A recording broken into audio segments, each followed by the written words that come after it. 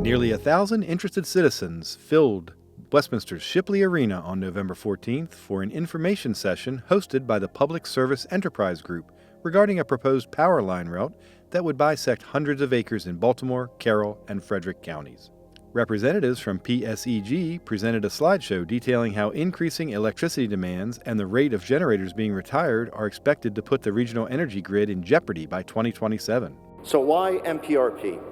Why are we here talking about the Maryland-Piedmont reliability project? What PJM does is they look in the future, and in this case, they were looking in the years 2027 and 2028, and they were seeing two things converging in opposite directions.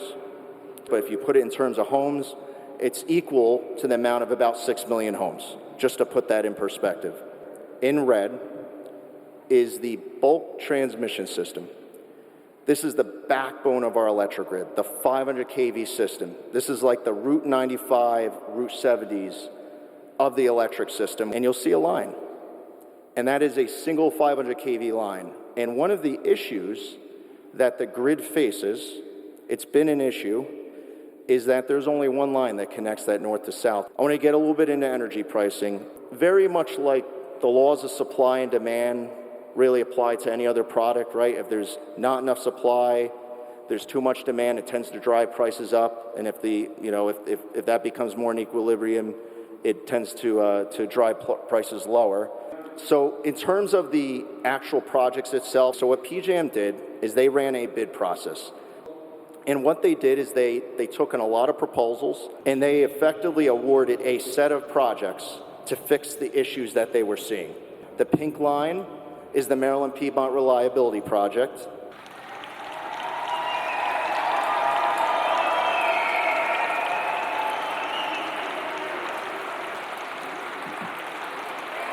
And on the right-hand side is an example of the type of tower that we would propose, an H-frame. So the routing process that we have to go through ultimately has us looking at multiple routes. We use public available data. We also use input from the public. And then what we do is we collect that feedback and we use a set of criteria to ultimately come up with a route. And that leads us to where we are today.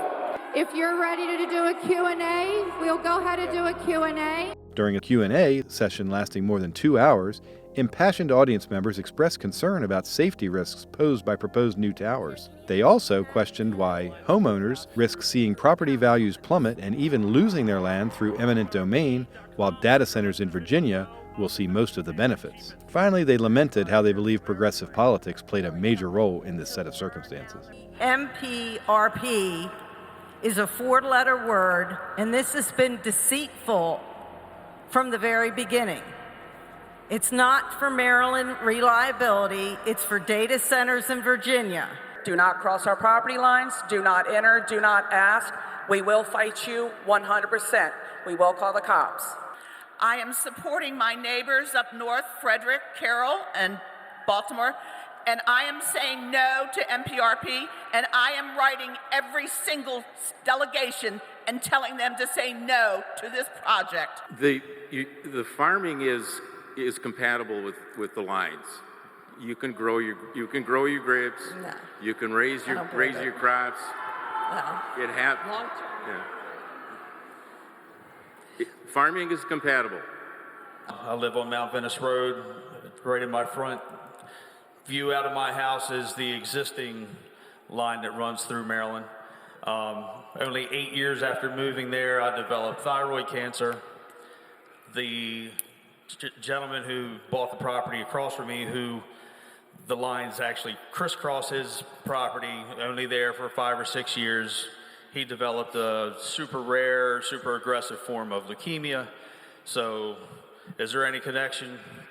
I know they say there's no definitive on that, but I find it highly suspect myself.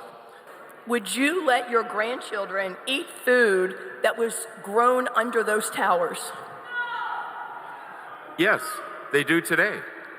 Where do you think you derive the moral authority to prioritize the profits of out-of-state corporations over the property rights, livelihoods, and futures of the people of not only my community, my county, our neighboring counties, but most importantly, our children, like mine who are sitting back there.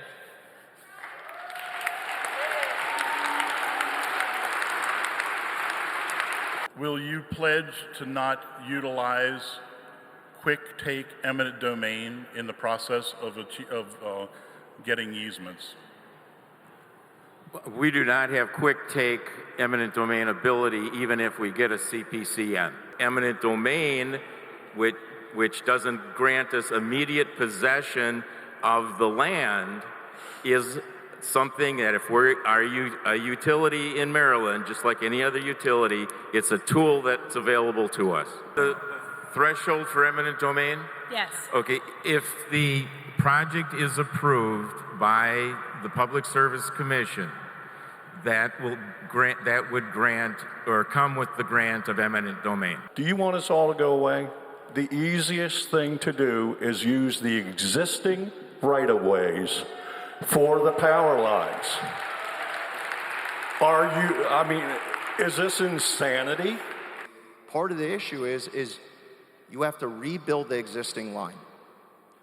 You need to take outages on that existing line. Ultimately, ratepayers pay for that cost. So when you weigh the cost of that project, it would be magnitudes, or at least a magnitude more than the Maryland Piedmont Reliability Project.